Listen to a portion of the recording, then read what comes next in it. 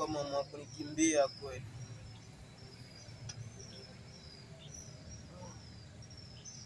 Ni maskani leo basi ni peke yangu. Walikuwa wananiona sina hela. Rafiki huko shida tu. Hakuna shida, si bado tunaishi nao.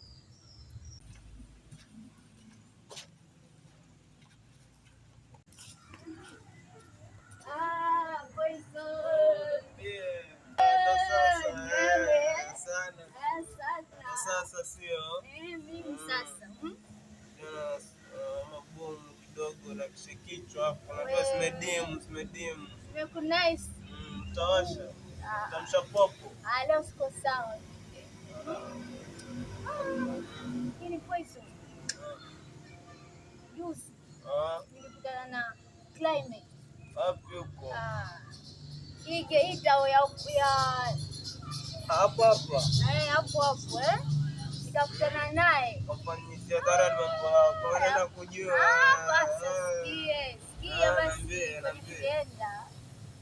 kutana na Aital nikamdai nikamcheki alikuwa mbali so alipokuwa mbali sasa nikaamua tu nimchoree ile za kijanja hizo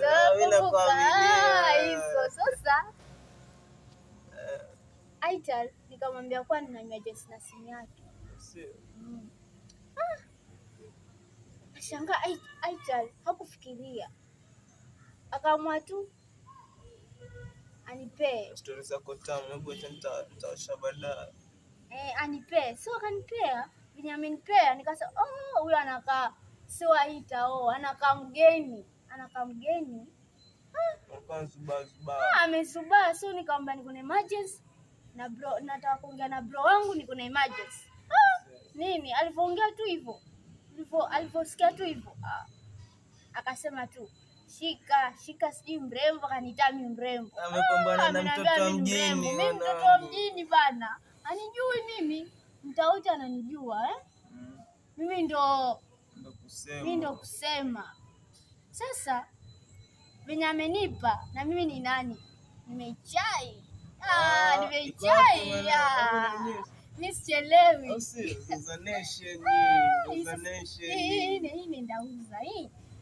Hii nendauza bana. Na seti za bomu kabisa hapo. Hii Simu kali. Hii kama 20,000